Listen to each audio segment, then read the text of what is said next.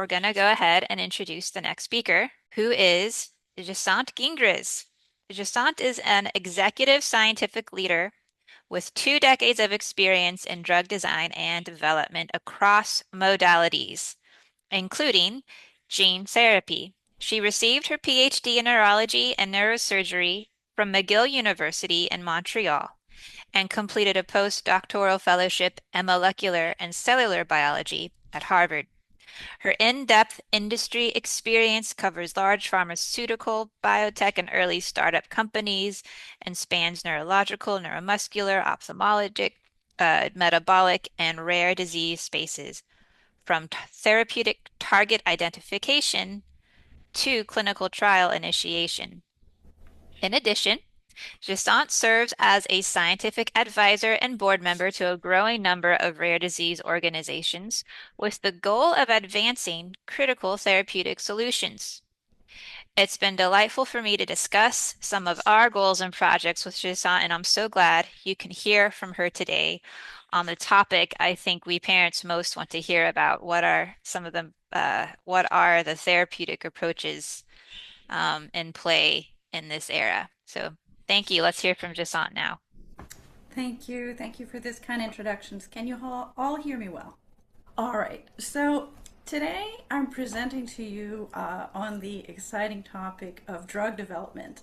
And I intentionally kept the title long because in science, whether it's the academic or the biotech world, we love long titles. But don't let that scare you. Really, all that I'm going to do today is really demystify drug development and hopefully answer as many questions as we can get to today. If nothing else, today I want to bridge my experience and my vast network to your community, because you all know it takes a village, particularly in the rare disease space. As kindly introduced by Rebecca, I'm here to share with you 20 years of therapeutic research experience, building programs, finding solutions, and really bringing some wonderful therapies to the clinic for patients. I have a broad pharma and biotech network. I don't claim to know everything in the neurospace, but I'm happy to tap into all of the other folks that I know to help you along the way. And I also have experience in fundraising, where we all know that the cost of drug development is high, and this can always help. And so let's dive into this together. You have all heard, I would like to think, that drug development takes a long time, 10 to 15 years, very, very expensive. But keep in mind that that's an average, which means some programs can be done faster and some programs can be done on a much lower budget. So let's try to find ways so that we can set you up for the fastest way to the clinic with a successful outcome. If we were to summarize drug development, it can fall into 6 large buckets: from early drug discovery, preclinical studies, clinical development, new drug applications and review, the approval and the launch, and then in post-market surveillance. Before today, let's focus on the first 3. These are going to be the most important for you to advance drugs for your community. And I will repeat it over and over and over, it is so important to communicate with every single individual involved in the process. When thinking of the first 3 processes, early drug discovery to the clinic, having that seamless interaction between the group is going to be key, because you're going to be able to build the early discovery and preclinical study to match your clinical development. But the clinical development can only be outlined and they understand what the early drug discovery and preclinical studies are capable of. So all of these go hand in hand. It's not so much a relay race where you finish a step and you pass it on. You all have to chime in and communicate so that the pieces fall well together and the story that you're trying to build at the end is seamless. So where do you begin? And I love to hear the advancements, even this early in your summits. for UGDH, there are already so many pieces on the way. But at the very, very, very beginning, you need to understand your target as well as the clinical presentation. In your case, the target is UGDH. You want to understand the sequence, the structure, the biological role, the cellular localization, everything you can think of from the protein itself and what it's doing. And then there's a clinical presentation. What is the presentation of the disease? What organs are being impacted? Where and in which organ is this protein playing a role? And more importantly, do you have a natural history which anchors right into the previous talk? All that information is going to be pivotal to really design the best strategy moving forward. And I understand that the natural history piece can be complicated and takes a lot of work to fill out, but I cannot emphasize enough how important it is, and that piece is really in your control and in your hands. Once you have a good understanding of all of those pieces and you know how you want to approach the disease, one of the questions that you're going to hear is, what is the route of administrations, or the ROA? How are you going to administer the drug? There are a number of routes that you can explore, and these have to match what you're trying to solve for the patient. Is it something you're going to want to take in a pill that you swallow? Is it going to be an ocular disease that you might have to inject in the eye? Is it going to be topical that you put it on the skin? All of these questions need to be identified early so that you can plan your clinical trial well. The good news is that many targets can accommodate many routes of administration. Not all of them are necessary, but many are actually good and compatible. The drawback for neurological diseases is that the brain is a little harder to access. There's what's called a blood-brain barrier that is really stopping anything dosed outside of the brain to get into the brain. But don't worry, there are some really clever solutions out there, and that shouldn't have to stop you. You're also going to have to choose your modality. What is that modality? Basically, all it takes is, what kind of flavor of drug do you think is going to be important to help these patients? There are many options out there. It could be small molecules, the usual pills that are taken orally, nucleic acid, so any program that revolves around RNA or DNA modulation. You can have antibodies that are administered that have a function. You can have a cell or a gene therapy. You can have peptides or enzyme replacement therapy. There are many flavors available, and it's important to choose in your swim lane which one should you target first. When you want to go fast as possible, often looking for drug repurposing or diet supplementation can be a path forward for some diseases. So do look into those options to be able to move as fast as you can towards the clinic. This is more of a schematic to try to bring one key point home. You've heard today that UGDH plays a critical role in the glycosaminoglycan synthesis, right? That scaffold that helps direct the cells where they need to go. Sometimes the trick or the key or the hint for your program lies either upstream, before the problematic protein, or downstream, after. So looking into that whole complex pathway with scientists may help you identify solutions moving forward, tools, reagents, or even an alternative approach to compensate for something that is missing. So do think outside the box before or after in the synthesis pathway to see if there's anything there that you can leverage. Then you're going to have to look at a number of type of therapeutic research activities. I've bucketed them here into 4 different flavors.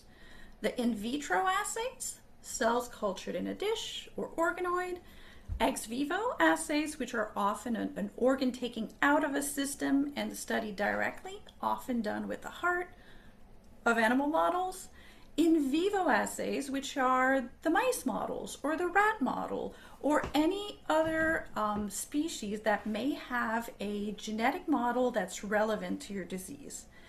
And then there are biomarkers. Those are going to be critical. And in that bucket, you also have the power to influence what is available. When you look at these 4 buckets, you don't have to check the box in all of them. It's not a checklist. They're tools. They're options. You need to weave your story and pull the pieces of the puzzles that are going to be important to be able to support your clinical trial, which means the more information you have in the scientific bucket, the more options you have to weave the key pieces to tell your story. You want those pieces to also have a human flair. The more pieces that you have that are anchored in a human origin, the better, or at least it is thought that it will de-risk the translation in the clinic, which simply means increases your chances of a success. Super excited that you have already covered both of the key pieces. On the far left, the iPSCs, and Dr. Jamuar talked about them earlier today with the organoids that were described back in 2020. These patient-derived cells and the different phenotypes that you can track and reproduce in a dish are going to be very important to guide your clinical trial. So do keep on adding a lot of data around those. On the far right, you have the biomarkers, and these biomarkers mostly reside in your biorepository. These are blood, CSF, saliva samples, urine sometimes, that are important to gather from the patient to understand what might be little key proteins that are enriched or missing in these samples compared to a control group that might be able to tell you what's going on in the clinic.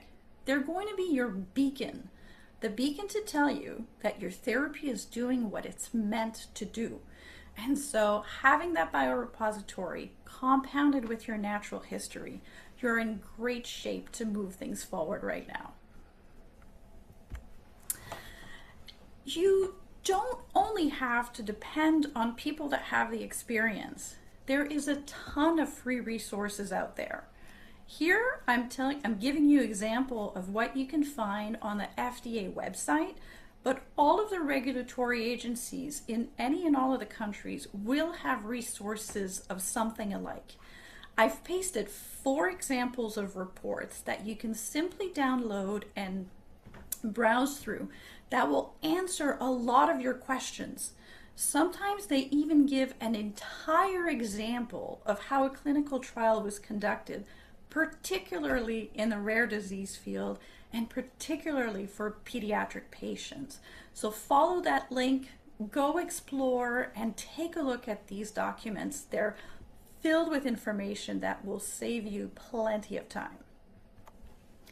There's also additional resources, not only the Matrix platform that was introduced just before, but there are fundraising opportunities such as the ARPA-H. There are companies that will help you plug and play some of your preclinical work from the target all the way to the end.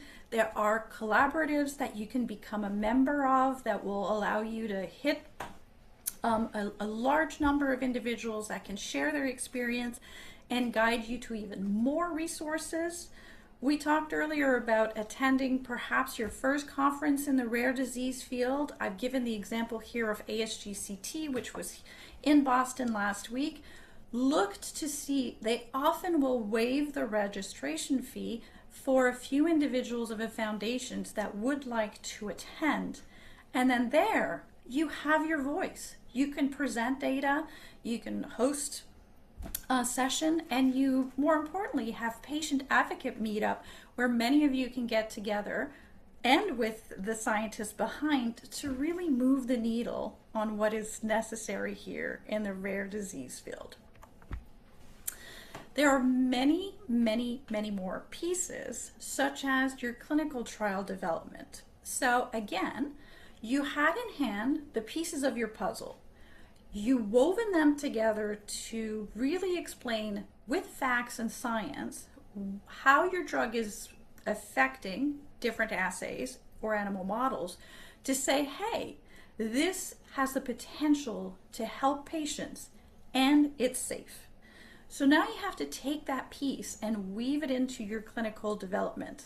Of course, like I said earlier, you want to have been talking to the clinicians early so that the puzzle that you piece matches with the trial that you're trying to put together. So there'll be different steps, such as the prospective of patient search. That was alluded a little earlier. Which patient will be chosen? What will be the criteria for a clinical trial? Will it be at large or a specific pool? And there will be good reasons for that, but you need to define that early. You then have to explain how your scientific rationale and the data that you did preclinically makes sense or guides that clinical trial and what it is that it's going to do and what are the outcomes that you think you will see from this drug.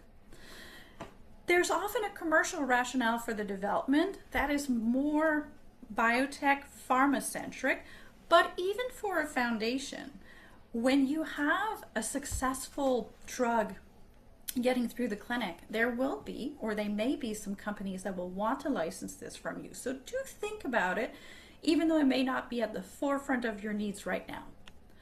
There's going to be your clinical trial plan, and that plan has to marry the preclinical data very well so that they go hand in hand. Remember that seamless comment earlier I made? And the communicate, communicate, communicate? This is where it all gets together.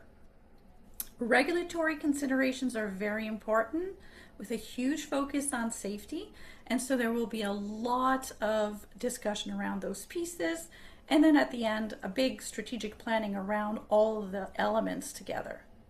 But that's not all. There's also so many more pieces that come into play, and perhaps they can be looked at separately in future meeting. But a big piece is your chemistry, manufacturing, and control. This is what you will hear as CMC. And these are the folks that really bring a research grade molecule that was used in your in vitro, in vivo, ex vivo studies and buttons it up so well that it is of a formulation that is top notch and controlled from every angle so that you can put something in patients that is safe. So that group plays a critical role in really elevating your final molecule to support your clinical trial. And there are so many steps that go into this. We mentioned there's a commercialization and market access that's important. Think about it with your success in hand. This is something that you might want to look into. But the most important piece is you, the patient advocacy groups, the impacted families, everyone at the beginning that is trying to shed some light on a rare disease, build the tools, bring in the biorepository, fill out the natural history element information to be able to support the clinical trial. Without you, without this information, it gets really difficult. And there's no doubt in my mind that you are the experts in this disease. You live it every day. So empower yourself. Take the opportunity to fill out those surveys. And I understand they're a lot of work, but it is also a fabulous way to have a voice to be able to guide future clinical trial for the community. So in conclusion, you're not alone. It can be done. And communicate, communicate, communicate. And with this, I will take your questions. Thank you very much, Dr. Gingras, for that talk. I'll start with a question. It can be a little overwhelming, given the number of different therapeutic strategies that there are out there. So do you recommend that a small patient community and a small foundation like ourselves go after many different treatment types or just try to focus on one? It all depends on how much time you have, right? I think you should view it as different swim lanes, right? You can build a few swim lanes side by side. The first one, which will be able to hit some milestone and get you to the clinic at the fastest speed with as much as the information in hand. The next swim lane, which is building for something that might be a little longer, that might take a little more time to get through all the pieces, but you have most of them and you're building the last. And then the third, and I'm just saying three as a hypothetical example, could be leaving room for a future or a version 2.0 of what you're going after. So have conversations and put on the table everything you have available, the tools, the benchmark, the knowledge, even with a small natural history, what you have to date, and try to find what would be potentially the fastest way forward, the next and the next, and then distribute your efforts throughout the swim lanes. And I think it will give you the most flexibility and the greatest chance to eventually get to that best treatment for the community. Thank you. And then for a patient community and foundation in our position currently, what stakeholders should we think about communicating with, since you emphasize communication? Yes, I would bring at your table, which you're already doing today, as many individuals with diverse backgrounds as possible to be able to engage in this conversation. At a minimum, right, you want to have the discovery research, the folks that are publishing the scientific papers and that have labs moving the needle on understanding the biology. And you have great clinicians that are in a position to potentially be your key opinion leader to run the clinical trial. Try to fill in the blank in the middle, right? To bridge those pieces so that you can maximize the assay and maximize the dollars that you are fundraising to be able to do the minimum set of experiments that cover the maximal regulatory needs you're going to receive. So a regulatory person would be useful.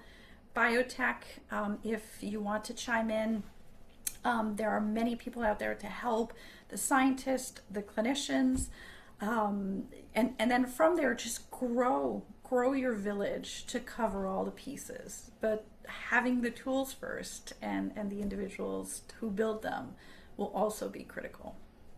Maybe I can re-emphasize. You can also communicate your own personal experience through those surveys for the natural history, right? If you don't feel like you should be the person guiding the key conversations and you would rather the foundation take care of that, you can communicate your experience, your knowledge, your the information that's coming out of your family nucleus. And that in and of itself is very important. And if that's all you can do, it's also amazing.